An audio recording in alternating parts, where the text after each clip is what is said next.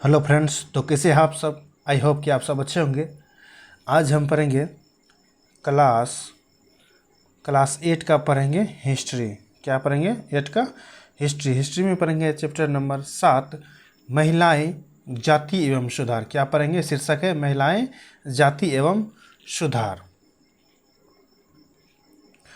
क्या आपने सोचा है कि 200 साल पहले बच्चों की ज़िंदगी कैसी रही होगी? क्या आपने थिंकिंग किया है कि 200 साल पहले बच्चों की ज़िंदगी कैसी रही होगी? आजकल मध्यवर्गीय परिवारों की ज़्यादातर लड़कियां स्कूल जाती है। आजकल जो है कि ज़्यादातर मध्यवर्गीय परिवार यानी कि मिडिल क्लास के लड़की लोग जो है कि स्कूल जाती है, और उनमें से बहुत सारी लड़कियों के साथ पढ़ती भी है, और उनमें से कई सारी लड़कियां जो है लड़कों के साथ पढ़ती भी है। लड़की जो है लड़कों के साथ पढ़ती भी है। बड़ी होने पर उनमें से बहुत सारी लड़कियां कॉलेजों और विश्वविद्यालयों में जाती है। यानी कि ज्यों-ज्यों लड़की बड़ी हो जाती है तो कॉलेज भी जाती है और विश्वविद्यालय और महाविद्यालय भी जाती है, और विभिन्न प्रकार की नौकरियां करती है। मतलब कि तरह तरह की नौकरी वो लोग करती है। कानूनी शादी के लिए उनका बालिग होना ज़रूरी है। मतलब कि कानूनी तौर पर शादी के लिए यानी कि मैरिज के लिए उनका बालिग होना बहुत ज़रूरी है, और कानून के अनुसार वे किसी जाति या समुदाय के व्यक्ति से शादी कर सकती है। कानून के अनुसार कोई भी लड़की वे किसी भी जाति या धर्म के लड़कों के साथ वो शादी कर सकती है। यहाँ तक कि विविधताएं भी दोबारा शादी कर सकती है। यहाँ तक कि विधवाएं यानी कि विधवाएं भी दोबारा जो है कि उनसे शादी कर सकती है। पुरुषों की तरह सभी महिलाएं वोट डाल सकती है। मतलब कि जो पुरुष वोट डालते हैं यानी कि महिला भी वही वोट डाल सकती है, और चुनाव लड़ भी सकती है। बेशक सभी महिलाएं इन अधिकारों का उपभोग नहीं कर पाती। बेशक जो है कि सभी महिलाएं इन अधिकारों को उपभोग यानी कि उपयोग नहीं कर पाती है। गरीबों को शिक्षा के मौके मुश्किल से मिलते हैं। गरीबों को शिक्षा के मौके यानी कि शिक्षण से संबंधित मौका मुश्किल से मिलते हैं। कम मिलते हैं, बहुत मुश्किल से मिलते हैं, कम मिलते हैं या मिल ही नहीं पाते। मतलब गरीबों को जो है कि शिक्षा मिल ही नहीं पाते हैं। कहीं कहीं बहुत सारे परिवारों में लड़कियां अपनी इच्छा अनुसार पति नहीं चुन सकती है। बहुत सारे परिवारों में मतलब कि फैमिली में लड़कियां जो है कि अपनी इच्छा अनुसार यानी कि मनपसंद पति भी नहीं चुन सकती है। 200 साल पहले हालात बहुत भिन्न थे, मतलब बहुत अलग थे। ज़्यादातर बच्चों की शादी बहुत कम उम्र में ही कर दी जाती थी। ज़्यादातर जो कि बच्चों की शादी जो होती थी वो कम उम्र में ही कर दी जाती थी। उस समय किस समय 200 साल पहले हिंदू व मुसलमान दोनों धर्मों के पुरुष एक से ज़्यादा पत्नियां रख सकते थे। हिंदू और मुसलमान, हिंदू भी और मुसलमान भी, दोनों धर्म के जो पुरुष थे यानी कि आदमी थे वो एक से ज़्यादा पत्नियां रख सकते थे। कब? 200 साल पहले। देश के कुछ भागों में विविधताओं से ये उम्मीद की जाती थी कि वे अपने पति की चिता के साथ ही जिंदा जल जाए। देश के कुछ भागों में मतलब कि भारत के कुछ भागों में विधवाओं से ये उम्मीद की जाती थी। विधवाओं से ये उम्मीद की जाती थी उस समय, कब? 200 साल पहले, कि जब उसकी पति की मृत्यु होती थी तो उसी की चिता के साथ वो जिंदा जल जाए। इस तरह स्वेच्छा से या ज़बरदस्ती मार दी गई महिलाओं को सती कहकर महिमा मंडित किया जाता था। इस तरह उस समय जो था यानी कि 200 साल पहले जो था, स्वेच्छा से पत्नी जो है कि पति के साथ जल जाती थी, या ज़बरदस्ती उनको जो है कि चिता में फेंक दिया जाता था, और उस क्रिया को सती कहकर जो है कि महामंडित किया जाता था। मतलब कि उस प्रथा को सती कहते थे। सती शब्द का अर्थ है, सती का अर्थ ही सदाचारी महिला थी। सती का अर्थ ही क्या होता है? सदाचारी महिला होता है। संपत्ति पर भी महिलाओं के अधिकार बहुत सीमित थे उस समय, मतलब कि 200 साल पहले महिलाओं का अधिकार जो था संपत्ति पर बहुत ही सीमित था। शिक्षा तक महिलाओं की प्रायः कोई पहुंच नहीं पाती थी। शिक्षा तक ये महिलाओं की प्रायः कोई भी पहुंच नहीं थी, मतलब कोई भी पहुंच नहीं था। देश के बहुत सारे भागों में लोगों का विश्वास था कि अगर औरत पढ़ी लिखी होगी तो वह जल्द ही विधवा हो जाएगी। मतलब कि 200 साल पहले, कब 200 साल पहले आदमी मानते थे कि अगर दी लड़की एजुकेटेड होगी, यानी कि एजुकेटेड होगी, तो वह उसका जो है उस लड़की का पति जल्द ही मर जाएगा, यानी कि वह लड़की जल्द ही विधवा हो जाएगी। उस समय यानी कि 200 साल पहले का आदमी ये बात कहते थे। चित्र 1 है, देखिए चित्र 1, सती बालथाजर साल्विन द्वारा बनाया गया चित्र, यानी कि सती बालथाजर साल्विन एक आदमी का नाम है, उसके द्वारा चित्र बनाया गया है 1813 ईस्वी का। भारत आने वाले यूरोपीय चित्रकारों द्वारा बनाई गई सती की बहुत सारी तस्वीरों में से यह एक है। बहुत सारी तस्वीरों में से एक इम्पोर्टेंट ये तस्वीर है। सती प्रथा को पूर्वी समाजों की बर्बरता के सबूत के तौर पर देखा जाता है।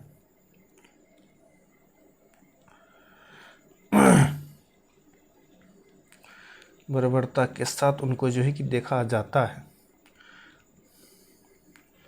देखिए, समाज में सिर्फ स्त्रियों और पुरुषों के बीच ही फर्क नहीं था।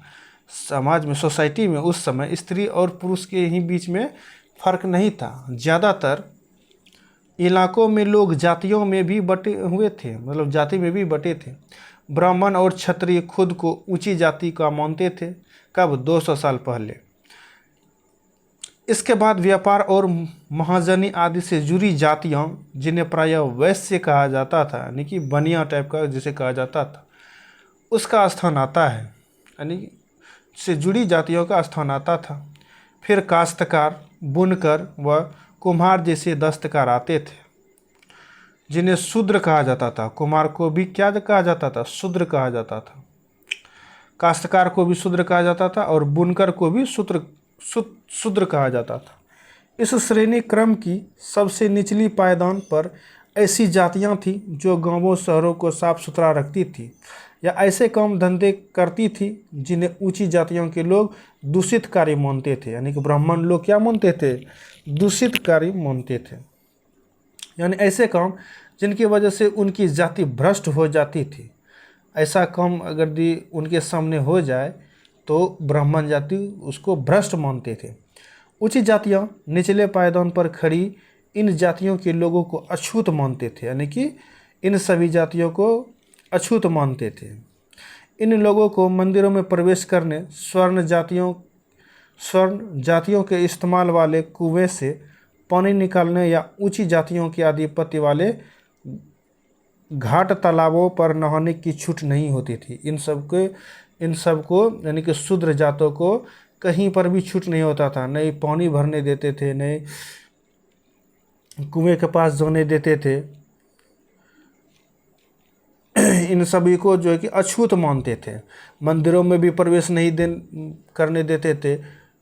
जहाँ पर ब्राह्मण लोग आते थे वहाँ उनको नहीं जाने देते थे। मतलब कि 200 साल पहले बहुत इन लोगों के साथ बहुत घटिया बर्ताव होता था। पर नहाने की छूट नहीं होती थी। घाट तालाबों पर जो कि नहाने की छूट नहीं, वहाँ नहाया ही नहीं दिया जाता था। उन्हें निम्न दर्जे का मनुष्य माना जाता था। 19वीं और 20वीं सदी के दौरान इनमें से बहुत सारे कायदे कानून नज़रिए धीरे धीरे बदलते गए। 19वीं और 20वीं सदी का कार्यकाल के दौरान इनमें से बहुत सारे कायदे नियम जो बनाए गए थे उनमें धीरे धीरे बदलते गए, यानी कि चेंजेज होते गए। आइए देखें कि ऐसा कैसे हुआ।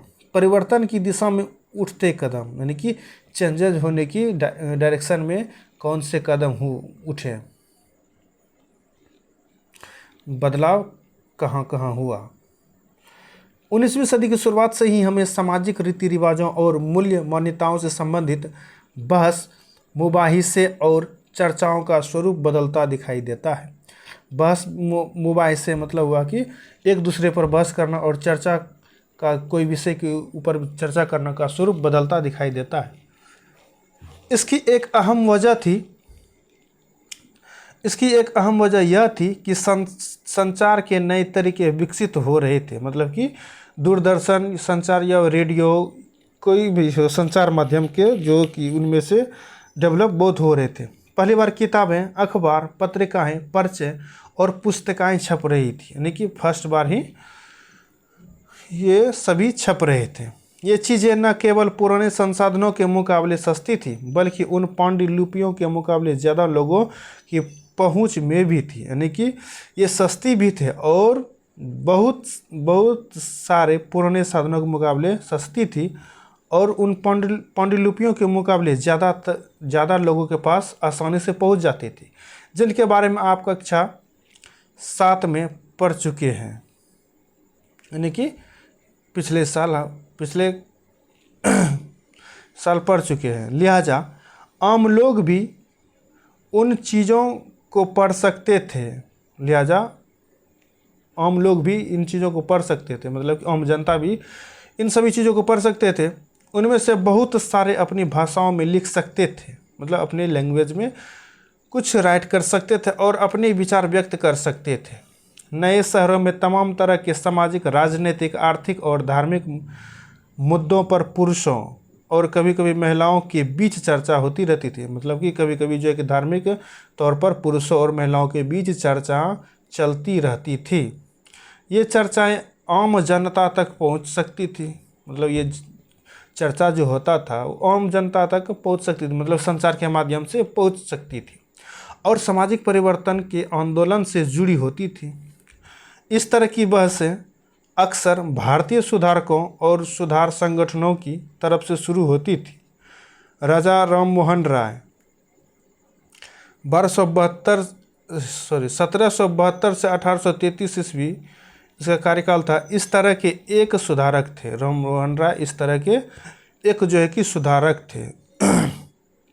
उन्होंने कलकत्ता में ब्रह्मो सभा के नाम से एक सुधारवादी संगठन बनाया।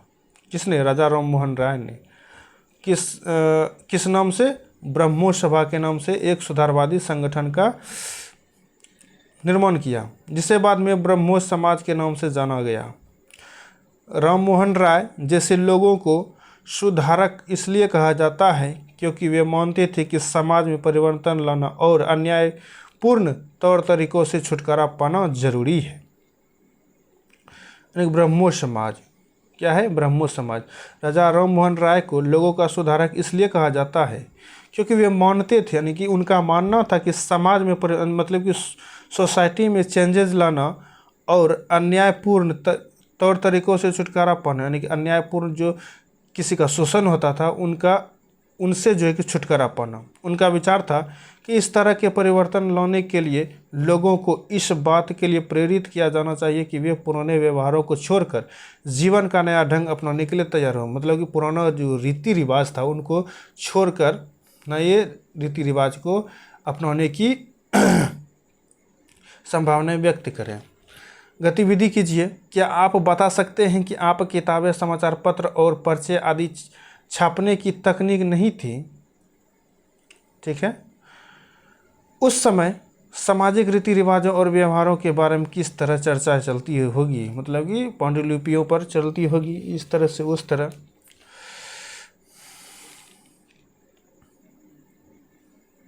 ये देखिए चित्र है। चित्र 2 राजा राममोहन राय रेम्ब्रांट पील द्वारा बनाया गया चित्र। 1833 ईस्वी में ये चित्र बनाया गया है। कौन बनाया था? रेम्ब्रांट पील ने। किसने? रेम्ब्रांट पील ने ये चित्र बनाया था राजा राममोहन राय का। राजा राममोहन राय देश में पश्चिमी शिक्षा का प्रसार करने और महिलाओं के लिए ज़्यादा स्वतंत्रता व समानता के पक्षधर थे। मतलब ज़्यादा समानता के वो क्या थे? पक्षधर थे।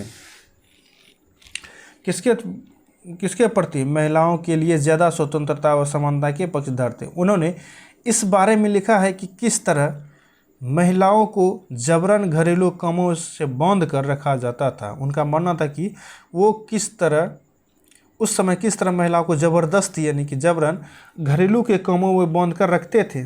उनकी दुनिया घर और रसोई तक ही सीमित कर दी जाती थी। महिलाओं की जो दुनिया होती थी वो सिर्फ रसोई घर मतलब कि किचन रूम तक ही सीमित कर दिया जाता था और उन्हें बाहर जाकर पढ़ने लिखने की इजाज़त नहीं दी जाती थी, मतलब कि बाहर जाकर वो नहीं पढ़ सकती थी। विधवाओं की ज़िंदगी में बदलाव लाने की कोशिश, उस समय विधवा की ज़िंदगी में चेंजेस करने का कोशिश किया था। राम मोहन राय इस बात से काफ़ी दुखी थी कि विधवा औरतों को अपनी ज़िंदगी में भारी कष्टों का सामना करना पड़ता है। राजा राम मोहन राय का यह मानना था कि विधवा औरतें को अपनी ज़िंदगी में भारी कष्ट का सामना करना पड़ता है, यानी कि विधवा औरतों की ज़िंदगी में भारी कष्ट होता है। इसी बात को ध्यान में रखते हुए उन्होंने सती प्रथा के खिलाफ मुहिम छेड़ी, मतलब कि आंदोलन छोड़ा। राजा राम मोहन राय संस्कृत, फारसी तथा अन्य कई भारतीय एवं यूरोपीय भाषाओं के अच्छे ज्ञाता थे, मतलब कि जानकार थे। उन्होंने अपने लेखन के जरिए यह सिद्ध करने का प्रयास किया कि प्राचीन ग्रंथों में विधवाओं को जलाने की अनुमति कहीं नहीं दी गई है। उन्होंने जो राजा राम मोहन राय ने अपने लेखन जरिए मतलब कि जो लेखन के जरिए मतलब वो जो लिखते थे उसके जरिए यह सिद्ध करने का पूर्णतः प्रयास किया कि प्राचीन ग्रंथों मतलब पुराने ग्रंथों में जो है कि विधवाओं को जलाने की अनुमति कहीं नहीं दी गई है। उसने लिखा कि विधवाओं को कहीं नहीं जलाया जाता था, जैसा कि आपने अध्याय 6 में पढ़ा, मतलब कि क्लास 6 में पढ़े हैं। 19वीं सदी के प्रारंभ तक बहुत सारे अंग्रेज अफसर भी भारतीय परंपराओं और रीति रिवाजों की आलोचना करने लगे थे, मतलब कि उनका विरोध करने लगे थे। वे राम मोहन राय के विचारों को सही मानते थे क्योंकि उनकी एक विद्वान व्यक्ति के रूप में प्रतिष्ठा भी थी। किसका? राजा राम मोहन राय का। फलस्वरूप 1829 ईस्वी में सती प्रथा पर पाबंदी लगा दी गई। कब लगा दिया गया? 1829 ईस्वी में सती प्रथा पर पाबंदी लगा दी गई है। सती प्रथा पर पाबंदी कब लगाया गया? तो 1829 ईस्वी में सती प्रथा पर जो कि रोक लगा दिया गया। सती प्रथा पर क्या होगा? रोक लगा दिया गया। कब? 1829 ईस्वी में। राजा राम मोहन राय ने इस अभियान के लिए जो रणनीति अपनाई उसे बाद के सुधारकों ने भी अपनाया। उसे बाद के जो सुधारक थे उसने भी अपनाया। जब भी वे किसी हानिकारक प्रथा को चुनौती देना चाहते थे तो अक्सर प्राचीन धार्मिक ग्रंथों में से ऐसे श्लोक या वाक्य ढूंढने का प्रयास करते थे जो उनकी सोच का समर्थन करते हो। ऐसा श्लोक या वाक्य खोजते थे जो उनकी सोच का समर्थन करते हो। इसके बाद वे दलील देते थे कि संबंधित वर्तमान रीति रिवाज प्रारंभिक परंपरा के खिलाफ है। प्राचीन में जो रीति रिवाज थे वो बहुत खिलाफ थे। चित्र 3, कुंडों पर झूलने का त्यौहार। कुंडों पर ये जो है कि झूलने का त्यौहार यानी कि फेस्टिवल था। इस लोकप्रिय त्यौहार में भक्त पारंपरिक अनुष्ठानों के तहत अजीब तरह से कष्ट सहने का अभ्यास करते थे, मतलब कि बहुत दुखी तरह से कष्ट सहते थे। वे अपनी खाल में कुंडा भेद कर एक झूले पर लटक जाते थे। वो अपने शरीर पर कुंडा भोंक कर जो है कि झूला पर लटक जाता था। देखिए 19वीं शताब्दी के पूर्वार्ध में, मतलब कि 19वीं शताब्दी के पूर्व में जब यूरोपीय अफसरों ने भारतीय रीति रिवाजों और अनुष्ठानों का बर्बर कहकर उसकी आलोचना शुरू की, मतलब उनका विरोध कर दिया, तो इस त्यौहार की खास तौर से आलोचना की गई, मतलब इस त्यौहार की जो खास तौर से निंदा की गई। देखिए क्या है, पहले हम उन्हें लकड़ियों में बांध देते हैं। राजा राम मोहन राय ने अपने विचारों का प्रसार करने के लिए बहुत सारे पर्चे लिखे थे। क्या लिखे थे? पर्चे लिखे थे। इनमें से कुछ पर्चे किसी खास रिवाज के समर्थक और आलोचकों के बीच बहस के रूप में लिखे गए थे। सती प्रथा के बारे में इसी तरह का उदाहरण देखिए सती समर्थक। औरतें कुदरती तौर पर कम समझदार, बिना दृढ़ संकल्प वाली औरतें जो होती है कुदरती तौर पर मतलब कि नेचुरली तौर पर कम समझदार, बिना दृढ़ संकल्प वाली, भरोसे के योग्य नहीं होती। उनमें से बहुत सारी खुद ही अपने पति की मृत्यु के बाद उसके साथ जाने की कामना करने लगती है। जब उसका पति मर जाता है तो उसके साथ ही जाने की कामना करने लगती है, परंतु वे कहीं धधकती आग से भाग ना निकले, इसलिए पहले हम उन्हें चिता की लकड़ियों में कसकर बांध देते हैं। देखिए सती समर्थक जो था वो उस समय का क्या करते थे, जब पति मर जाता था तो पत्नी को भी चिता के साथ कसकर बांध दिया जाता था। सती विरोधी, सती जो उस समय विरोधी था। आप लोगों ने महिलाओं को अपनी स्वाभाविक क्षमता का प्रदर्शन करने का सही मौका ही कब दिया, ये सती विरोधी कहता है। फिर भला तुम ये कैसे कह सकते हो कि उनमें समझ नहीं होती? अगर ज्ञान और शिक्षा के बाद भी कोई व्यक्ति न समझ सकता हो या पढ़ाई की गई चीज़ों को ग्रहण न कर पाए तो हम उसे अक्षम मान सकते हैं, परंतु अगर तुम औरतों को पढ़ने का मौका ही नहीं दोगे तो तुम्हें कमतर कैसे कह सकते हो? तो तुम उन्हें जो है कि कमतर मतलब कि सबसे कम जानने वाली औरत कैसे कह सकते हो, ये सती विरोधी कहते हैं।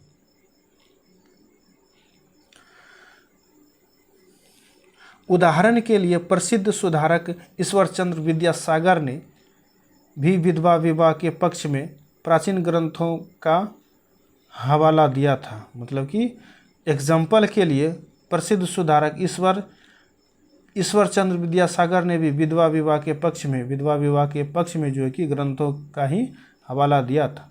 अंग्रेजी सरकार ने उनका यह सुझाव मान लिया और 1856 ईस्वी में विधवा विवाह के पक्ष में एक कानून पारित कर दिया। कब विधवा विवाह के पक्ष में? 1856 ईस्वी में जो है कि विधवा विवाह के पक्ष में कानून पारित कर दिया। जो विधवाओं के विवाह का विरोध करते थे उन्हें विद्यासागर का भी विरोध किया। जो विधवा विवाह का विरोध करते थे उन्होंने जो कि विद्यासागर का भी विरोध किया। ऑटोमेटिक है, विरोधी तो विरोध ही करेगा। और यहाँ तक कि उनका बहिष्कार कर दिया, मतलब कि विधवा विवाह का बहिष्कार कर दिया। 19वीं सदी के उत्तरार्ध तक विधवा विवाह के पक्ष में चलाया जा रहा आंदोलन देश के अन्य भागों में भी फैल गया था। मद्रास प्रेसिडेंसी के तेलुगु भाषी इलाकों में वीरेशलिंगम पंतुलू ने विधवा विवाह के समर्थन में एक संगठन बनाया, ऑर्गेनाइजेशन बनाया। लगभग उसी समय बम्बई में युवा बुद्धिजीवियों और सुधारकों ने भी विधवा विवाह के प्रचार प्रसार का संकल्प लिया। मतलब कि विधवा विवाह का प्रचार प्रसार हम करेंगे। युवाओं ने उत्तर में आर्य समाज की स्थापना करने वाले स्वामी दयानंद सरस्वती ने भी विधवा विवाह का समर्थन किया। मतलब कि दयानंद सरस्वती ने भी विधवा विवाह का समर्थन दे दिया। इसके बावजूद विवाह करने वाली विधवा महिलाओं की संख्या काफ़ी कम थी। विवाह करने वाली विधवाओं को समाज में आसानी से स्वीकार नहीं किया जाता था। उस समय जो कि आसानी से स्वीकारते नहीं थे। इस तरह रूढ़िवादी तबके इस नए कानून का विरोध करते रहे। तबके जो कि नए कानून का विरोध करते रहे उस समय के आदमी।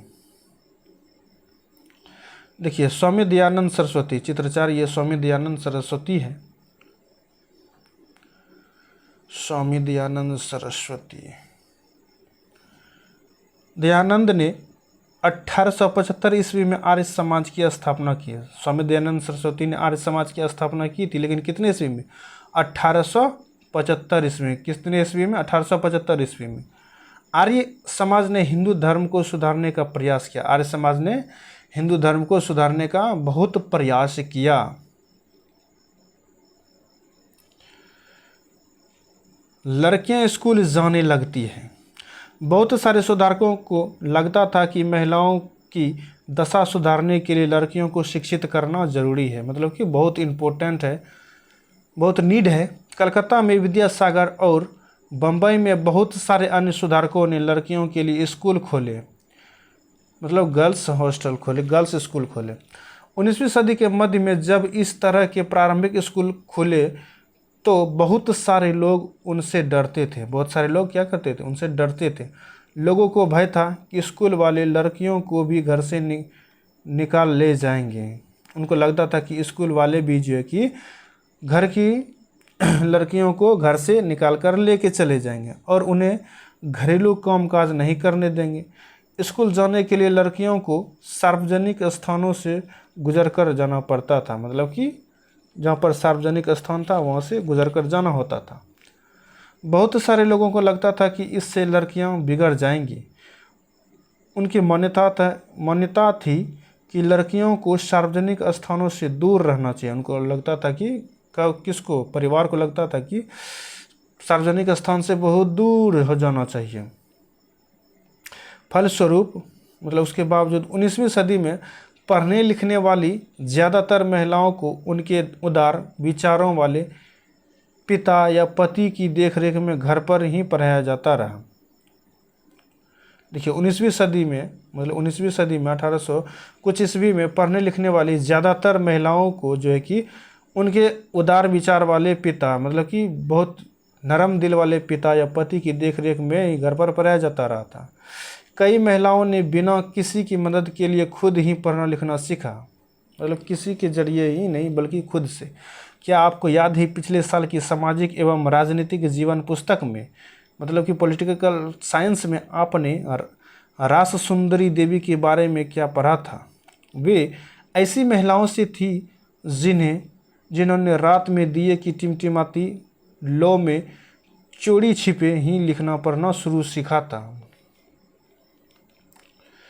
डिबिया में ही उसने लिखना पढ़ना सीख लिया था। 19वीं सदी के आखिरी में हिस्से में आर्य समाज द्वारा पंजाब में और ज्योतिराव फुले द्वारा महाराष्ट्र में लड़कियों के लिए स्कूल खोले जाने लगे। ज्योतिराव फुले ने कहाँ पर लड़की के लिए स्कूल खोला था? महाराष्ट्र में। और आर्य समाज द्वारा कहाँ में खोले थे? तो पंजाब में। उत्तर भारत के कुलीन मुस्लिम परिवारों की महिलाएं अरबी में कुरान शरीफ पढ़ना सीखने लगी। उत्तर भारत के जो मुस्लिम महिला थी वो अरबी में कुरान शरीफ पढ़ने लगी। उन्होंने घर पर ही पढ़ने के लिए शिक्षिकाएँ रखी जाती थी। उन्हें जो है कि टीचर जो कि घर पर पढ़ाने के लिए ही टीचर रखी जाती थी। इस स्थिति को देखते हुए मुमताज़ अली जैसे कुछ सुधारकों ने कुरान शरीफ की आयतों का हवाला देकर कहा कि महिलाओं को भी शिक्षा का अधिकार मिलना चाहिए। उस समय कुरानों का यह हवाला देकर, मतलब कसम देकर उसने कहा, किसने? मुमताज़ अली ने, कि महिलाओं को भी शिक्षा का अधिकार मिलना चाहिए। 19वीं सदी के आखिरी से ही उर्दू में उपन्यासों का सिलसिला शुरू हुआ। इन उपन्यासों में महिलाओं को इस बात के लिए प्रोत्साहित किया जाता था कि वे धर्म और घरेलू साज संभाल के बारे में पढ़ें, मतलब कि उनको यह मोटिवेट किया जाता था कि वे धर्म और घरेलू साज संभाल, मतलब कि कार्यधार के बारे में पढ़ें। ये देखिए हिंदू महाविद्यालय, चित्र 6 हिंदू महाविद्यालय की छात्राएं 1875 ईस्वी में। ये देखिए हिंदू महाविद्यालय की छात्राएं हैं। ये चित्र जो है 1875 ईस्वी की है। 19वीं शताब्दी में जब लड़कियों के लिए स्कूल खोले गए तो आमतौर पर माना जाता था कि लड़कियों की पढ़ाई लिखाई लड़कों की पढ़ाई लिखाई से कम सख्त होनी चाहिए, मतलब लचीला होना चाहिए। हिंदू महिला विद्यालय ऐसे शुरुआती संस्थानों में से था जहां वही शिक्षा दी जाती थी जो उस समय लड़कों को दी जा रही थी, मतलब जो चीज़ लड़के सीखते थे वो चीज़ लड़कियां भी सीखती थी। महिलाओं के बारे में महिलाएं कैसे लिखने लगी? उस समय जब प्रगति हुआ तो महिलाएं भी एक बुक या कोई तरीके जीवनी लिखती थी। 20वीं सदी की शुरुआत से ही बहुत सारी मुस्लिम महिलाओं ने महिला शिक्षा को बढ़ावा देने के लिए अहम भूमिका अदा की। जैसे भोपाल की बेगमों ने अलीगढ़ में लड़कियों के लिए प्राथमिक स्कूल खोला। बेगम रुकैया, सखावत हुसैन भी इस दौर की एक प्रभावशाली महिला थी बेगम रुकैया, जिन्होंने कलकत्ता और पटना में मुस्लिम लड़कियों के लिए स्कूल खोले। मुस्लिम लड़कियों के लिए जो है कि एक स्कूल खोला। वह रूढ़िवादी विचारों की कटु आलोचक थी। वह रूढ़िवादों की कटु आलोचक थी, मतलब विरोधी थी। उनका मानना था कि प्रत्येक धर्म के धार्मिक नेताओं ने औरतों को निचले दर्जे में रखा। मतलब प्रत्येक धर्म के नेता जो थे, पॉलिटिशियन जो थे, उन्होंने औरतों को सबसे नीचे रखा। 1880 ईस्वी के दशक तक आते आते भारतीय महिलाएं विश्वविद्यालयों में प्रवेश लेने लगी, मतलब कि विश्वविद्यालयों में नामांकन लेने लगी। उनमें से कुछ चिकित्सक और कुछ शिक्षिका बन गई, कुछ जो है कि डॉक्टर और कुछ टीचर भी बन गई। बहुत सारी महिलाएं लिखने लगी, मतलब कि राइटर भी हो गई, और उन्होंने समाज में महिलाओं की स्थिति पर अपने आलोचनात्मक विचार प्रकाशित किए, मतलब कि प्रिंटिंग किया, मतलब कि छापा किसी समाचार पत्र में। पूना में घर पर ही रहकर शिक्षा प्राप्त करने वाले ताराबाई शिंदे ने स्त्री पुरुष तुलना नाम से एक किताब प्रकाशित की। किसने? ताराबाई शिंदे ने कौन सा पुस्तक लिखा? स्त्री पुरुष तुलना, जिससे पुरुषों और महिलाओं के बीच मौजूद सामाजिक फर्कों की आलोचना की गई थी। संस्कृत की महान विद्वान पंडिता रमाबाई का मानना था कि हिंदू धर्म महिलाओं का दमन करता है। हिंदू धर्म जो है कि महिलाओं का क्या करता है? दमन करता है। यह किसने माना? रमाबाई का मानना था। उन्होंने ऊंची जातियों की हिंदू महिलाओं की दुर्दशा पर एक किताब भी लिखी थी। उन्होंने पूना में एक विधवा गृह की स्थापना की। किसने? तो रमाबाई ने, जहां ससुराल वालों के हाथों अत्याचार झेल रही महिलाओं को पनाह दी जाती थी। वह महिलाओं को ऐसी चीज़ें सिखाई जाती थी जिनके सहारे वे अपनी रोजी रोटी चला सके। मतलब कि जिनके ससुराल वाले अत्याचार करते थे उनके ऊपर, उनको रखना नहीं चाहते, वो वहाँ एक इंस्टीट्यूट खोला, वहाँ पर सभी को रखी जाती थी और कई सारी चीज़ें सिखाती थी जिनके सहारे वे अपनी रोजी रोटी चला सके। जाहिर है कि इन सब बातों से रूढ़िवादी खेमे के लोग काफ़ी आग बबूला हुए।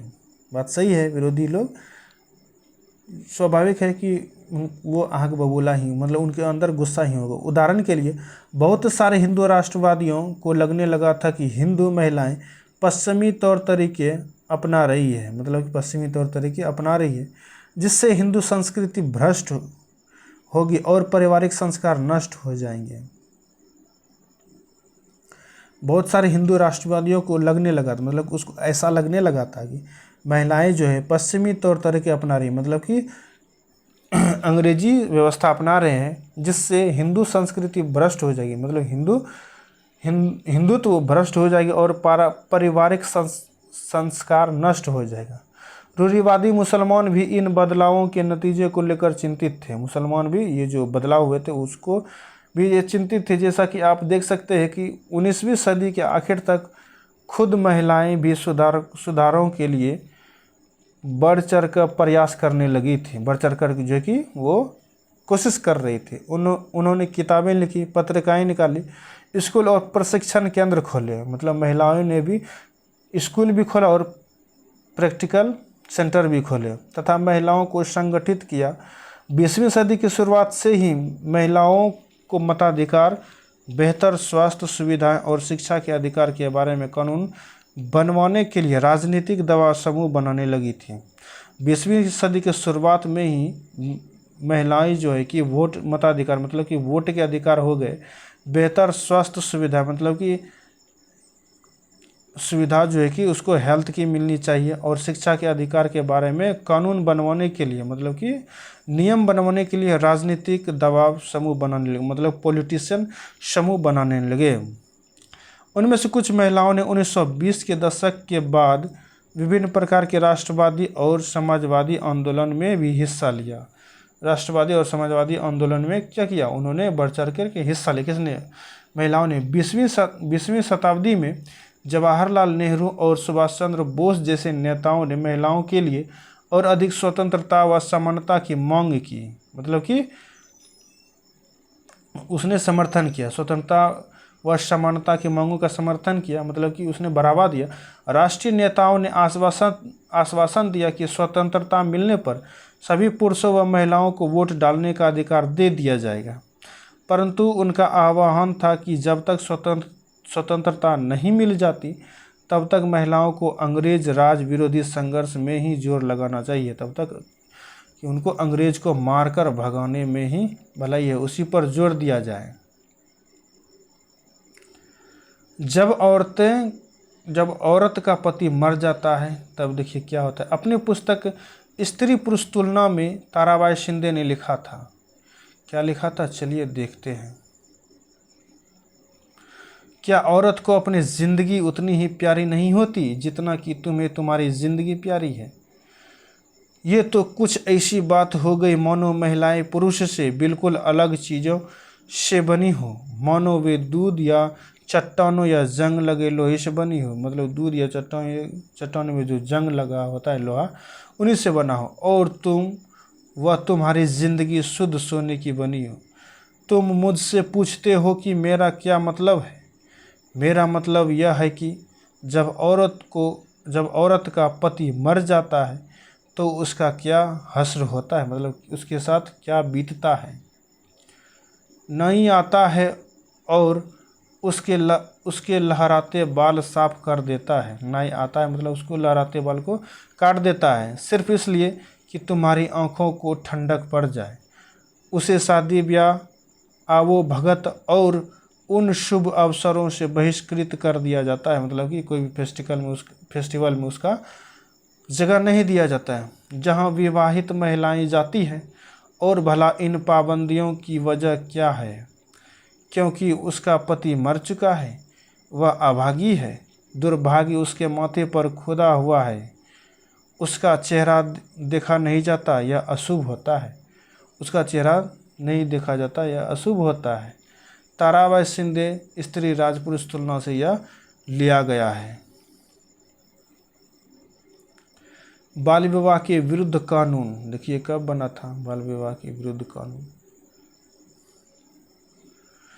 महिला संगठन के विकास तथा इन मुद्दों पर हो रहे लेखन की वजह से सुधारकों के पक्ष में आवाज़ और मजबूत हो गया। आवाज़ और क्या हो गया? मजबूत हो गया। लोग बाल विवाह जैसी स्थापित परंपराओं को चुनौती देने लगे, मतलब कि बाल विवाह नहीं किया जाए। केंद्रीय विधानसभा में बहुत सारे सांसद थे जिन्होंने बाल विवाह पर पाबंदी हेतु कानून बनाने के लिए संघर्ष किया, मतलब कई सांसद ने भी नया कानून बनाने पर संघर्ष किया कि बाल विवाह नहीं होना चाहिए। 1929 ईस्वी में बाल विवाह निषेध अधिनियम पारित किया गया, मतलब कि लागू कर दिया गया। कब? 1929 ईस्वी में। इस कानून के बारे में वैसे कड़वी बहसें और संघर्ष नहीं हुए जैसे पुराने सुधारवादी कानूनों के बारे में हुआ था, मतलब ये आसानी से ही लागू हो गया। इस कानून के अनुसार 18 साल से कम उम्र के लड़के और 16 साल से कम उम्र की लड़की की शादी नहीं की जा सकती। इस कानून में जो कि 18 साल से कम उम्र के लड़के शादी नहीं कर सकते और 16 साल के कम उम्र से लड़की जो कि शादी नहीं कर सकते। बाद में यह उम्र बढ़ाकर क्रमशः 21 साल व 18 साल कर दी, यानी कि लड़के का उम्र 21 साल होना चाहिए और लड़की का उम्र 18 साल। चित्र 8 साल की दुल्हन, ये देखिए 8 साल की दुल्हन है और ये दूल्हा देखिए क्या कितना साल का होगा। यह 20वीं शताब्दी की शुरुआत में एक बाल वधू का चित्र है। क्या आपको पता है कि आज भी हमारे देश में 20% से ज़्यादा लड़कियों की शादी 18 साल से पहले ही हो जाती है? हाँ, ये तो बात सही है। जाति और समाज सुधार, चलिए देखते हैं। जाति और समाज सुधार। हमने अभी जिन समाज सुधारकों का जिक्र किया है उनमें से कई जाति गैर बराबरी के भी विरोधी थे, मतलब क्या थे? गैर बराबरी के भी विरोधी थे। राममोहन राय ने जाति व्यवस्था की आलोचना करने वाले एक पुराने वेद ग्रंथ का अनुवाद किया। राममोहन राय ने जाति व्यवस्था की जो आलोचना मतलब विरोध करते थे, एक पुराने वेद ग्रंथ मतलब बौद्ध ग्रंथ का अनुवाद किया, मतलब कि ट्रांसलेट किया। कौन सा ग्रंथ था? बौद्ध ग्रंथ का। प्रार्थना समाज का प्रार्थना समाज भक्ति परंपरा का समर्थक था। प्रार्थना समाज कैसा था? भक्ति समाज का समर्थक था, जिसमें सभी जातियों की आध्यात्मिक समानता पर जोर दिया गया था। जाति उन्मूलन के जरिए काम करने के लिए बम्बई में 1840 ईस्वी में परमहंस मंडली का गठन किया गया। परमहंस मंडली का गठन कब किया गया? तो 1840 ईस्वी में किया गया था। इन सुधारकों और सुधार संगठनों के सदस्य में से बहुत सारे ऊंची जातियों के लोग थे। समाज सुधारक जो था, उन संगठनों में बहुत से ऊंची जाति के लोग थे। गुप्त बैठकों में ये सुधारक भोजन और स्पर्श जैसे मामलों में जाति कायदे कानूनों का उल्लंघन करते थे। मतलब कि ये छुआछूत के बारे में उल्लंघन करते थे, जिससे अपने जीवन में भी जाति पूर्वाग्रहों और बंधनों से निजात पा सके। कई लोग ऐसे थे जो जाति आधारित समाज व्यवस्था में होने वाले अन्याय के विरुद्ध थे, मतलब उनके विरोध थे। 19वीं सदी में ईसाई प्रचारक आदिवासी समुदायों और निचली जातियों के बच्चों के लिए स्कूल खोलने लगे। मतलब कि जिसको अछूत माना जाता था, आदिवासियों को अछूत माना जाता था, उसके लिए एक स्कूल खोलने लगे। इस प्रकार इन बच्चों को बदलती दुनिया में अपना रास्ता ढूंढने के नए साधन मिलने लगे। ढूंढने का जो है कि नया साधन मिलने लगा। उसी समय बहुत सारे गरीब लोग शहरों में निकल रही नई नौकरियों की तलाश में गांव छोड़कर भी जा रहे थे। उसी समय जो देखिए बहुत सारे गरीब लोग, मतलब कि मिडिल क्लास के आदमी शहरों में कमाने के लिए निकल रहे थे। गांव छोड़कर नौकरियों की तलाश में निकल रहे थे। नए कारखानों और नगर पालिकाओं में कई नौकरियां निकल रही थी। कल्पना कीजिए कि यह इससे मजदूरी की कितनी मांग पैदा हुई होगी। शहरों में नालियां बनाई जानी थी, सड़कें बिछाई जानी थी,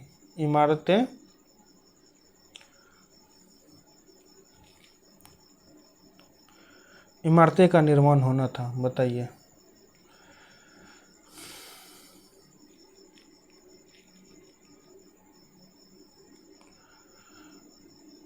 और शहरों को साफ किया जाना था। उस समय बोलिए कितनी वैकेंसी निकालनी चाहिए होगी। इसके लिए कुलियों, खुदाई करने वाले, बोझा ढोने वाले, ईंट बनाने वाले, नालियां साफ करने वालों, सफाई कर्मियों, पालकी ढोने वालों, रिक्शा खींचने वालों की ज़रूरत थी। देखिए किस किस चीज़ों की ज़रूरत थी। यह श्रम कहाँ से आया? इन कामों को संभालने के लिए गांवों और छोटे कस्बों के गरीब शहरों की तरफ जाने लगे। मतलब छोटे गरीब जो थे वो शहरों की तरफ जाने लगे, जहाँ मजदूरी की मांग पैदा हो रही थी। शहर जाने वालों में से बहुत सारे निम्न जातियों के लोग भी थे। शहर जो जाते थे उनमें से बहुत सारे निम्न जाति के लोग थे। कुछ लोग असम, मॉरिशस, त्रिनिदाद और इंडोनेशिया आदि स्थानों पर बागानों में काम करने भी चले गए। कुछ गरीब लोग जो थे असम चले गए, मॉरिशस चले गए, त्रिनिदाद चले गए और इंडोनेशिया आदि जगहों पर चले गए। नए स्थानों पर काम अक्सर बहुत कठोर था, मतलब कि नई जगह पर काम बहुत हार्ड था। परंतु गरीबों, निचली जातियों के लोगों का यह गांव में स्वर्ण जमींदारों द्वारा उनके जीवन पर दमनकारी कब्जे और दैनिक अपमान से छूट निकालने का यह एक मौका था। मतलब कि उन पर जो अत्याचार हो रहा है उनसे वो छूट सके। चित्र 9 पर में चित्र है, देख लीजिएगा। एक कुली जहाज 19वीं शताब्दी, जॉन एलन नामक इस कुली जहाज के द्वारा भारतीय मजदूरों को मॉरिशस ले जाया जाता था, जहां उन्हें तरह तरह के कठोर काम करने पड़ते थे। इनमें ज़्यादातर मजदूर निचली जातियों के होते थे। ये देखिए, इस जहाज में सभी को मॉरिशस ले जाया जाता था। जूते कौन बना सकता है? चलिए देखते हैं, जूते कौन बना सकता है। चमड़े के काम करने वालों को परंपरागत रूप से नीची नज़र से देखा जाता है, क्योंकि वे मृत पशुओं का चमड़ा निकालते हैं, मतलब मरे हुए पशु का चमड़ा निकालते हैं, जिन्हें गंदा व दूषित माना जाता है। पहले विश्व युद्ध के दौरान सोना के लिए जूते की ज़बरदस्त मांग पैदा हो गई थी। अच्छा, परंतु चमड़े के कामों के प्रति जाति पूर्वाग्रहों की वजह से केवल परंपरागत चमड़ा कामगार और मोची ही जूते तैयार कर सकते थे। मतलब कि जो जूता बनाता है वही तो बनाएगा। लिहाजा वे ज़्यादा कीमत मांग करने लगे और उन्हें काफ़ी लाभ हुआ। जो जूते बुनते सीते थे वो ज़्यादा मांग करने लगे और ज़्यादा भी देते थे आदमी, तो उनको ज़्यादा फायदा हुआ। चित्र 10 ये चित्र है। जूता बनाते मदिगा समुदाय के लोग 19वीं शताब्दी आंध्र प्रदेश, 19वीं शताब्दी किसवीं आंध्र प्रदेश का ये चित्र है। मौजूदा आंध्र प्रदेश में मदिगा एक महत्वपूर्ण अछूत जाति रही है। वे पशुओं के शवों को साफ करने, चमड़ा तैयार करने और चप्पल जूतियाँ सीने में माहिर थे। मतलब कि वो माहिर थे, वो कैसा भी काम होता था वो कर लेते थे। इसके अलावा दूसरी तरह की नौकरियां भी सामने आ रही थी। उसके अलावा जो तो दूसरी तरह भी नौकरी आ रहे थे। उदाहरण के लिए सेना में भी लोगों की ज़रूरत बढ़ गई थी। सेना में भी लोग का मांग किया जा रहा था। अछूत माने जाने वाले महार समुदाय के बहुत सारे लोगों को महार रेजिमेंट में नौकरी मिल गई। मतलब उन्हीं के रेजिमेंट में नौकरी मिल गई। दलित आंदोलन के नेता B.R. अम्बेडकर के पिता एक सैनिक स्कूल में ही पढ़ाते थे। मतलब भीमराव अम्बेडकर के पिताजी एक सैनिक स्कूल में टीचर थे। ये कक्षा में जगह नहीं था उस समय, कक्षा में जगह नहीं। बम्बई प्रेसिडेंसी में 1829 ईस्वी में भी अछूतों को सरकारी स्कूलों में घुसने नहीं दिया जाता था। 1829 में भी जो है कि अछूतों को, मतलब नीचे जाति के लोगों को सरकारी स्कूल में जो है कि घुसने नहीं दिया जाता, मतलब बैठने नहीं दिया जाता था। जब उन्होंने इस अधिकार के लिए सख्ती से आवाज़ उठाई तो उन्हें कक्षा के बाहर बरामदे में बैठाकर सबक सुनाने की इजाज़त दे दी, ताकि वे कमरे को दूषित ना कर सके। मतलब कि उसने जब आवाज़ उठाई तो बाहर के बरामदे में उनको खड़ा कर दिया और उनको मतलब सज़ा के तौर पर खड़ा कर दी, जहाँ ऊंची जाति के लड़के को पढ़ाया जाता था। देखिए, सिर्फ ऊंची जाति के लड़के को ही पढ़ाया जाता था, छोटे जाति के लड़के को नहीं। चित्र 11 है, ये देखिए चित्र 11 है। गुजरात के दुबला समुदाय के लोग, मतलब दुबला समुदाय के जो लोग थे, बाजार के लिए आम ढोकर ले जा रहे हैं। दुबला मजदूर स्वर्ण जमींदारों के पास मजदूरी करते थे। स्वर्ण जमींदारों मतलब कि सोना के जमींदारों के पास वो मजदूरी करते थे। वे उनके खेत संभालते थे और जमींदार के घर आंगन के तमाम छोटे बड़े काम भी करते थे। आज भी कई लोग करते हैं बटैया के तौर पे। समानता और न्याय की मांग। 19वीं सदी के दूसरे हिस्से तक गैर ब्राह्मण जातियों के भीतर से भी लोग जाति भेदभाव के खिलाफ आवाज़ उठाने लगे। जो गैर ब्राह्मण थे वो भी उसके खिलाफ आवाज़ उठाने लगे। उन्होंने सामाजिक समानता और न्याय की मांग करते हुए आंदोलन शुरू कर दिए थे। मध्य भारत में सतनामी आंदोलन की शुरुआत घासीदास ने की। सतनामी आंदोलन की शुरुआत किसने की? घासीदास ने, जिन्होंने चमड़े का काम करने वालों को संगठित किया। किसने? घासीदास ने। और उनकी सामाजिक स्थिति में सुधार के लिए आंदोलन छेड़ दिया। मतलब कि उसने बगावत छेड़ दी। बगावत कहिए या आंदोलन कहिए, बगावत आंदोलन अलग अलग होता है। बगावत हुआ उसके विरुद्ध जाना, आंदोलन हुआ कि अपनी मांग को रखना। पूर्वी बंगाल में हरिदास ठाकुर के मतवा पंथ ने चांडाल काश्तकारी के बीच काम किया। मतलब कि जिसको बोलते हैं कि डोम काश्तकारी के बीच काम किया। हरिदास ने जाति व्यवस्था को सही ठहराने वाले ब्राह्मणवादी ग्रंथों पर सवाल उठाया। ब्राह्मणवादी ग्रंथों पर जो कि सवाल उठाया किसने? हरिदास ने। जिसे आज केरल कहा जाता है, जिसे आज क्या कहा जाता है? केरल कहा जाता है। वहाँ एझेवा जाति के श्री नारायण गुरु ने अपने लोगों के बीच एकता का आदर्श रखा। उन्होंने जातिगत भिन्नता के आधार पर लोगों के बीच भेदभाव करने का विरोध किया। मतलब कि भेदभाव नहीं कीजिए, इसका जो उसने विरोध किया। उनके अनुसार सारी मानवता की एक जाति, सारी मानवता की एक ही जाति है। उनका एक महत्वपूर्ण कथन था, देखिए क्या है? ओरु जाति ओरु मतम, ओरु जाति ओरु मतम, ओरु देवम मनुष्यानु। मानव मानव की एक जाति, एक धर्म और एक ईश्वर है। इन सभी पंथों की स्थापना ऐसे लोगों ने की थी जो गैर ब्राह्मण जातियों से थे, जो गैर ब्राह्मण जाति से थे और उनके बीच ही काम करते थे। उन्होंने उन आदतों और तौर तरीकों को बदलने का प्रयास किया, मतलब जिसके साथ वो सलूक करते थे ब्राह्मण लोग, उसकी आदतों को बदलने का जो कि बहुत प्रयास किया। जो प्रभुत्वशाली जातियों का अपमान करने के लिए उकसाती थी, उन्होंने अधीनस्थ जातियों में स्वाभिमान का भाव पैदा करने का प्रयास किया। स्वाभिमान का भाव उसने जगा दिया। ये है चित्र 12 श्री नारायण गुरु। ये श्री नारायण गुरु है। गुलामगिरी। गुलामगिरी क्या है, चलिए देखते हैं। गुलामगिरी निम्न जाति नेताओं में ज्योतिराव फूले सबसे मुखर नेताओं में से थे, सबसे मुखर नेताओं में से थे। निम्न जाति में जो कि ज्योतिराव फूले। 1827 ईस्वी में जन्मे ज्योतिराव फूले ने ईसाई प्रचारकों द्वारा खोले गए स्कूलों में शिक्षा पाई। ज्योतिराव फूले का जन्म कब हुआ था? 1827 ईस्वी में। कब? 1827 ईस्वी में ज्योतिराव फूले का जन्म हुआ था। बड़े होने पर उन्होंने जाति आधारित समाज में फैले अन्याय के बारे में अपने विचार व्यक्त किए। किसने? ज्योतिराव फूले ने अपने विचार को व्यक्त किया। उन्होंने ब्राह्मणों के इस दावे पर खुलकर हमला बोला कि आर्य होने के कारण वे औरों से श्रेष्ठ हैं। उन्होंने उसका विरोध किया कि आप आर्य होने के कारण औरों से श्रेष्ठ है का। फूले का तर्क था कि आर्य विदेशी थे। आर्य क्या थे? विदेशी थे, जो उपमहाद्वीप के बाहर से आए थे और उन्होंने इस मिट्टी के असली वारिसों आर्यों के आने से पहले यहाँ रह रहे मूल निवासियों को हराकर उन्हें गुलाम बना लिया था। उन्होंने गुलाम बना लिया था आर्यों ने।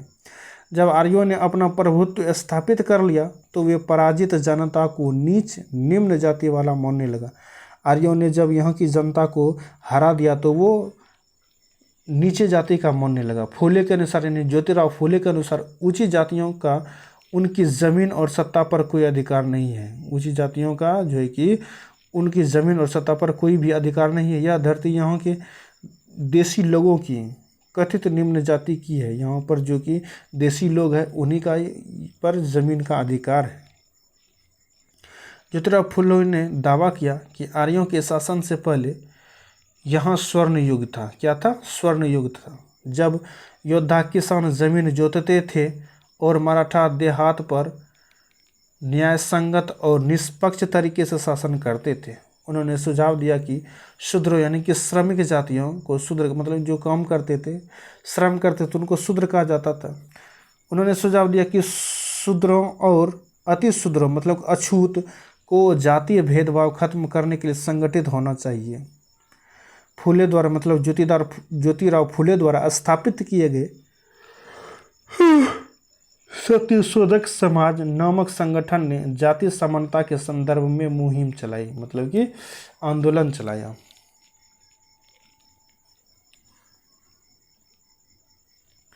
वही ज्योतिराव फूले का चित्र कहाँ दिखाई दे रहा है भाई? ये ज्योतिराव फूले। मैं यहाँ और तुम वहाँ। देखिए ज्योतिराव फूले का कथन, मैं यहाँ और तुम वहाँ। फूले उच्च जाति नेताओं के उपनिवेशवाद विरोधी, राष्ट्रवाद के भी आलोचक थे। उन्होंने लिखा है, ब्राह्मणों ने अपने धर्म की वह तलवार छिपा ली है जिसने लोगों की संपन्नता का गला काट दिया है और अब वे देश के महान देशभक्त बन घूम रहे हैं। वे हमारे शूद्र, मुस्लिम और पारसी नौजवानों को ये सलाह देते हैं कि अगर हम ऊंच नीच के बारे में अपना सारा लड़ाई झगड़ा बंद करके एकजुट नहीं होंगे तो हमारा देश कभी उन्नति नहीं कर पाएगा। यह एकता उन्हीं के फायदे में, यह एकता जो उन्हीं के फायदे में, क्योंकि इसके बाद दोबारा यही स्थिति पैदा हो जाएगी, मैं यहाँ और तुम वहाँ। ज्योतिराव फूले ने लिखा है, काश्तकारी की चाबुक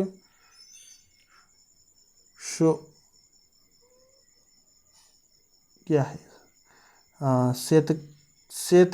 शेतक्याचा आसूर से लिया गया है। शेतक्याचा आसूर से। 1873 ईस्वी में फुले ने गुलामगिरी यानी कि गुलामी नामक एक किताब लिखी। 1873 ईस्वी में ज्योतिराव फुले ने क्या लिखी? गुलामगिरी। तो गुलामगिरी किसने लिखी थी? गुलामगिरी तो ज्योतिराव फुले ने कब लिखी थी? 1873 ईस्वी में। कब लिखी थी? 1873 ईस्वी में। या किसने लिखा था? ज्योतिराव फुले ने। किसने लिखा था?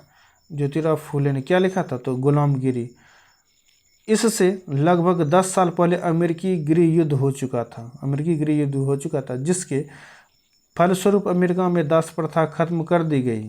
फुले ने अपनी पुस्तक उन सभी अमेरिकियों को जो है कि समर्पित कर दिया, जिन्होंने गुलामों को मुक्ति दिलाने के लिए संघर्ष किया था। इस तरह उन्होंने भारत की निम्न जातियों और अमेरिका के काले गुलामों की दुर्दशा को एक दूसरे से जोड़ दिया। इस तरह उन्होंने जो है कि भारत का जो निम्न मतलब कि नीचे जाति का और अमेरिका के काले गुलामों की दुर्दशा को एक दूसरे से जोड़ दिया। जैसा कि इस उदाहरण से पता चलता है कि फुले ने जाति व्यवस्था की अपनी आलोचना को उसी सभी प्रकार की गैर बराबरी से जोड़ दिया था। वह उच्च जाति महिलाओं की दुर्दशा, मजदूरों की मुसीबतों और निम्न जातियों की अपमानपूर्ण हालत के बारे में गहरे तौर पर चिंतित थे। वो चिंता करते थे। जाति सुधार का यह आंदोलन 20वीं सदी में भी पश्चिम भारत में B.R. अम्बेडकर मतलब कि भीमराव अम्बेडकर और दक्षिण में E.V. रामास्वामी नायकर जैसे महान दलित नेताओं के नेतृत्व में चलता रहा। यह अभियान उसके नेतृत्व में ही चलता रहा। मंदिरों में कौन जा सकता था उस समय? अम्बेडकर एक महार परिवार में पैदा हुए थे। अम्बेडकर क्या हुए थे? महार परिवार में पैदा हुए थे। बचपन में उन्होंने इस बात को बहुत नज़दीक से देखा था कि रोज़ाना की ज़िंदगी में जाति भेदभाव और पूर्वाग्रह क्या होता है, मतलब कि पूर्वाग्रह क्या होता है। स्कूल में उन्हें कक्षा के बाहर ज़मीन पर बैठना पड़ता था। उन्हें स्वर्ण बच्चों द्वारा इस्तेमाल किए जाने वाले नलकों से पानी पीने की इजाज़त नहीं थी। मतलब ऊंची जाति का जो उस समय बच्चे थे, उनके साथ पानी पीने की इजाज़त नहीं था। स्कूल की पढ़ाई पूरी करने के बाद उन्हें उच्च अध्ययन के लिए अमेरिका जाने हेतु फेलोशिप मिल गई। उनको मौका मिल गया। 1919 ईस्वी में भारत लौटने पर उन्होंने समकालीन समाज में उच्च जाति सत्ता संरचना पर काफ़ी लिखा। मतलब कि उन्होंने भीमराव अम्बेडकर ने बहुत कुछ लिखा। सन 1927 ईस्वी में अम्बेडकर ने मंदिर प्रवेश आलोचना शुरू कर दिया, जिसमें महार जाति के लोगों ने बड़ी संख्या में हिस्सा लिया। ब्राह्मण पुजारी इस बात पर बहुत आग बबूला हुए कि दलित भी मंदिर में जलाशय का पानी इस्तेमाल कर रहे हैं। ब्राह्मण लोग को जलन होता था कि दलित लोग मंदिर में क्यों पानी चढ़ा रहे हैं। 1927 ईस्वी से 1935 ईस्वी के बीच अम्बेडकर ने मंदिरों में प्रवेश के लिए ऐसे 3 आंदोलन चलाए। 1927 ईस्वी से लेकर 1935 ईस्वी के बीच। वह पूरे देश को दिखाना चाहते थे कि समाज में जाति पूर्वाग्रह की जकड़ कितनी मजबूत है।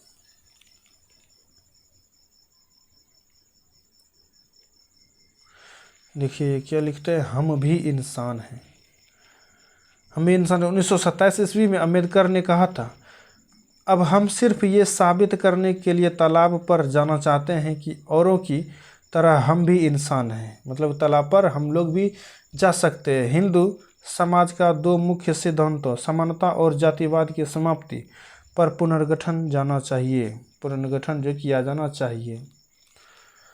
वाजिब बात है भाई, वाजिब बात है। जब प्यास लगी थी तो सभी को जाना चाहिए उस समय, लेकिन उस समय जाने ही नहीं दिया जाता था। चित्र 14 मदुरै मंदिर का प्रवेश द्वार, टॉमस डेनियल द्वारा बनाया गया चित्र 1772 ईस्वी में। मंदिर प्रवेश आंदोलन से पहले अछूतों को इस तरह से प्रवेश द्वारों के आसपास भी भटकने नहीं दिया जाता था। अछूतों को जो मंदिर प्रवेश का जो द्वार था वहाँ पर आसपास भी नहीं भटकने दिया जाता था। ये देखिए मंदिर का प्रवेश द्वार।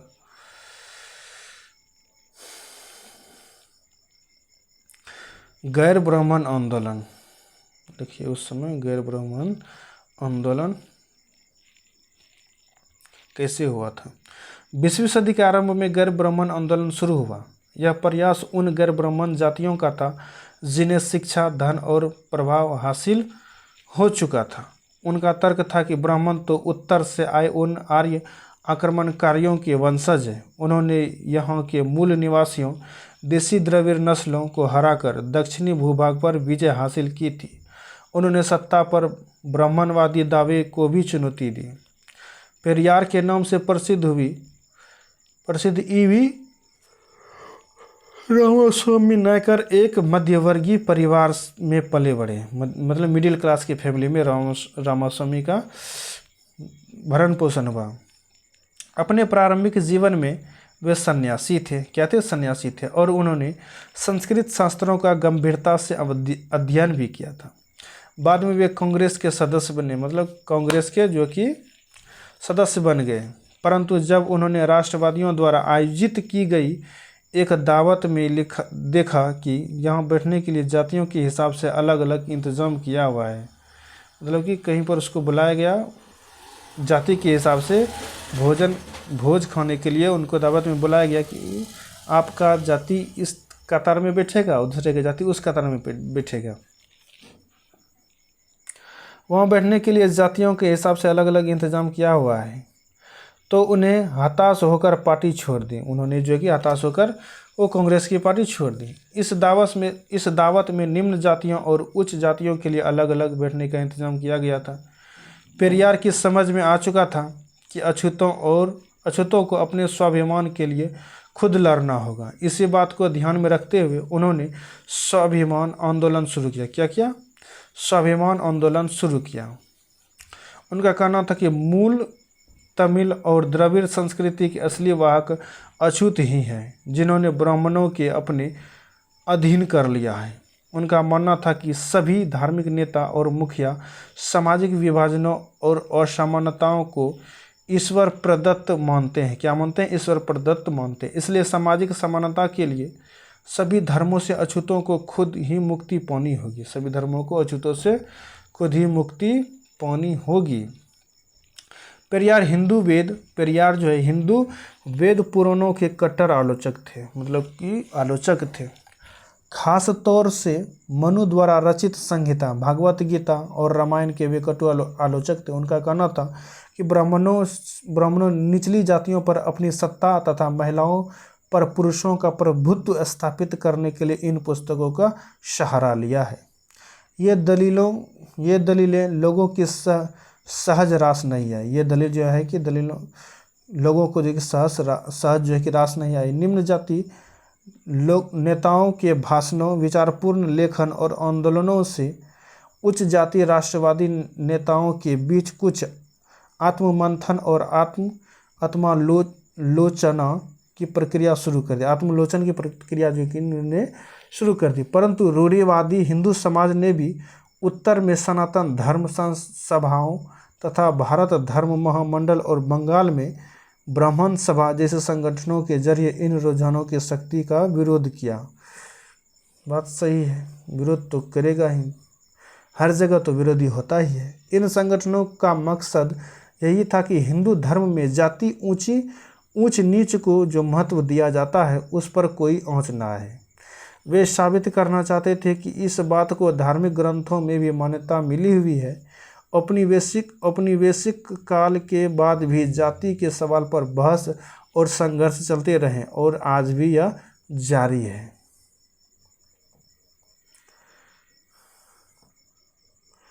ये देखिए ईवी स्वामी नायकर पेरियार, ईवी स्वामी है ये।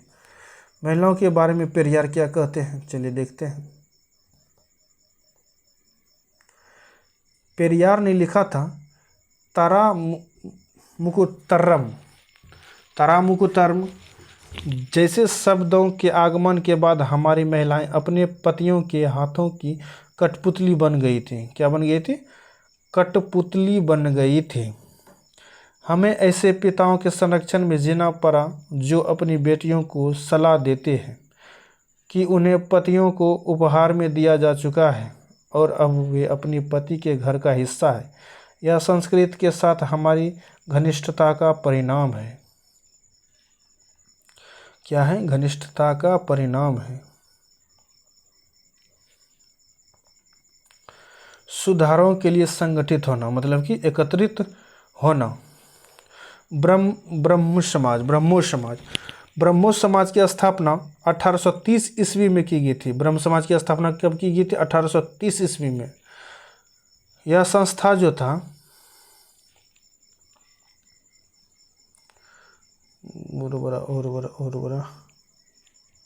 बस ठीक है, 1830 ईस्वी में की गई थी। यह संस्था सभी प्रकार की मूर्ति पूजा और बलि के विरुद्ध थी। मूर्ति पूजा और बलि के विरुद्ध थी। कौन सा समाज? ब्रह्मो समाज। और इसके अनुयायी उपनिवेशों में विश्वास रखते थे। किस में रखते थे? उपनिवेशों में विश्वास रखते। इनका जो मानने वाले व्यक्ति थे, इसके सदस्यों को अन्य धार्मिक प्रथाओं या परंपराओं की आलोचना करने का अधिकार नहीं था। ब्रह्मो समाज ने विभिन्न धर्मों के आदर्शों, खास तौर से हिंदुत्व और ईसाई धर्म के विचारों की आलोचनात्मक व्याख्या करते हुए उनके नकारात्मक और सकारात्मक पहलुओं पर प्रकाश डाला। ये देखिए चित्र 16, केशव चंद्र। ये क्या है? केशव चंद्र सेन ने ब्रह्मो समाज के मुख्य नेताओं में से एक थे। डेरोजियो एवं यंग बंगाल। 1820 ईस्वी के दशक में हेनरी लुई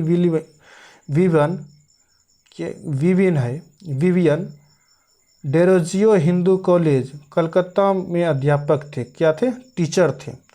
उन्होंने अपने विद्यार्थियों को आमूल परिवर्तनकारी विचारों से अवगत कराया और उन्हें तमाम तरह की सत्ता पर सवाल खड़ा करने के लिए प्रोत्साहित भी किया। उनके द्वारा शुरू किए गए यंग बंगाल मूवमेंट में उनके विद्यार्थियों ने परंपराओं और रीति रिवाजों पर उंगली उठाई, महिलाओं के लिए शिक्षा की मांग की और सोच व अभिव्यक्ति की स्वतंत्रता के लिए अभियान चलाया। मतलब मुहिम भी उसने जारी करवा दिया। यह चित्र 17, हेनरी डेरोजियो। ये हेनरी डेरोजियो। रामकृष्ण मिशन और विवेकानंद। रामकृष्ण मिशन का स्वामी विवेकानंद ने गुरु रामकृष्ण परमहंस के नाम पर रखा था। स्वामीनंद का जो गुरु था कौन था? रामकृष्ण परमहंस था। और रामकृष्ण मिशन का नाम भी उसने गुरु के नाम पर ही रखा। यह मिशन समाज सेवा और निस्वार्थ श्रम के जरिए मुक्ति और लक्ष्य पर जोर देता था। स्वामी विवेकानंद 1863 ईस्वी से 1902 ईस्वी, जिनका मूल नाम नरेंद्रनाथ दत्त था। स्वामी विवेकानंद का मूल नाम क्या था? नरेंद्रनाथ दत्त। उन्होंने श्री रामकृष्ण की सरल शिक्षाओं को अपने प्रतिभाशाली संतुलित आधुनिक विचारधाराओं से जोड़कर संपूर्ण विश्व में प्रसारित किया। मतलब कि पूरे दुनिया में फैला। 1893 ईस्वी में शिकागो में विश्व धर्म संसद में उन्हें सुनने के बाद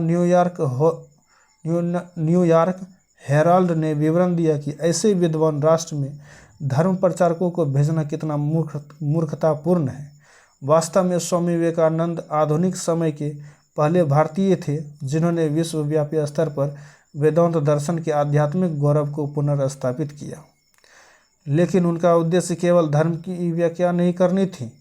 अपनी देशवासियों की निर्धनता और दुर्दशा से उन्हें अतिशय दुख हुआ।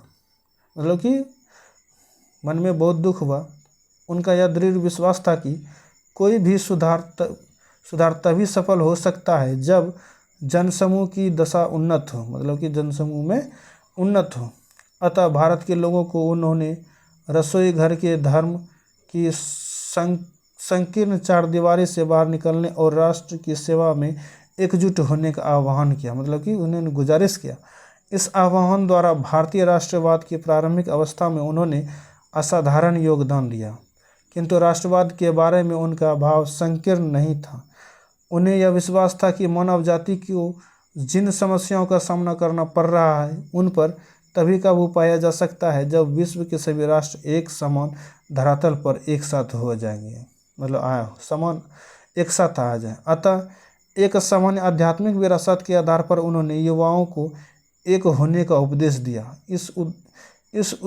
इस उद्बोधन में यह वास्तव में नई विचारधारा के प्रतीक और भविष्य के लिए एक महान शक्ति का स्रोत बन गए। प्रार्थना समाज, ये देखिए प्रार्थना समाज 1867 ईस्वी में बंबई में स्थापित प्रार्थना समाज ने जातीय बंधनों को खत्म करने और बाल विवाह के उन्मूलन के लिए प्रयास किया। प्रार्थना समाज ने महिलाओं की शिक्षा को प्रोत्साहित किया और विधवा पर लगी पाबंदी के खिलाफ आवाज़ उठाई। विधवा पर जो लगी थी पाबंदी, विधवा विवाह पर, उनके ऊपर आवाज़ उठाई। उसकी धार्मिक बैठकों में हिंदू, बौद्ध और ईसाई ग्रंथों पर विचार विमर्श किया जाता था। अब देखिए वेद समाज,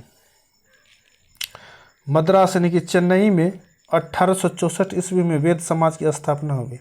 वेद समाज की स्थापना कब हुई थी? 1864 ईस्वी में। और कहाँ हुई थी? मद्रास में। वेद समाज ब्रह्मो समाज से प्रेरित था। क्या था? ब्रह्म समाज से प्रेरित था। वेद समाज ने जाति भेदभाव को समाप्त करने और विधवा विवाह तथा महिला शिक्षा को प्रोत्साहित करने के लिए काम किया। इसके सदस्य एक ईश्वर के अस्तित्व में विश्वास रखते थे। इसके सदस्य एक ईश्वर के अस्तित्व में ही विश्वास रखते थे। उन्होंने रूढ़िवादी हिंदुत्व के अंधविश्वासों और अनुष्ठानों की सख्त निंदा की, मतलब कि विरोध किया। अलीगढ़ आंदोलन, सैयद अहमद खान द्वारा 1875 ईस्वी में अलीगढ़ में खोले गए मोहम्मदन एंग्लो ओरिएंटल कॉलेज को ही बाद में अलीगढ़ मुस्लिम विश्वविद्यालय के नाम से जाना गया। यहाँ मुसलमानों को पश्चिमी विज्ञान के साथ साथ विभिन्न विषयों की आधुनिक शिक्षा दी जाती थी। पश्चिमी विज्ञान के साथ साथ जो कि आधुनिक शिक्षा दी जाती थी। अलीगढ़ आंदोलन का शैक्षणिक सुधारों के क्षेत्र में गहरा प्रभाव रहा है। यह चित्र 19 सैयद अहमद खां।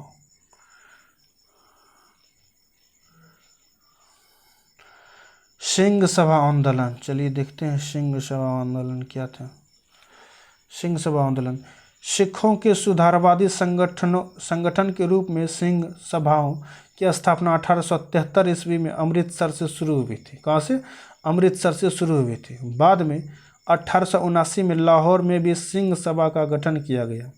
इन सभाओं ने सिख धर्म को अंधविश्वासों, जाति भेदभाव और ऐसे आचरण जिसे वे गैर सिख समझती थी उससे मुक्त कराने का प्रयास किया। उन्होंने सिखों को शिक्षा के लिए प्रोत्साहित किया। सिखों की शिक्षा के लिए प्रोत्साहित किया, मतलब कि उत्साह बढ़ाया, जिसमें अक्सर आधुनिक ज्ञान के साथ साथ सिख धर्म के सिद्धांतों को भी पढ़ाया जाता था। सिख धर्म के सिद्धांत को भी पढ़ाया जाता था उस समय। देखिए चित्र 20, खालसा कॉलेज अमृतसर। ये खालसा कॉलेज कहाँ है? अमृतसर का ये चित्र है। 1892 ईस्वी में सिख सभा आंदोलन के नेताओं द्वारा स्थापित किया गया। 1892 में सिख नेताओं द्वारा यह स्थापित किया गया मंदिर है। तो आज की क्लास में इतना ही। जय हिंद, जय भारत।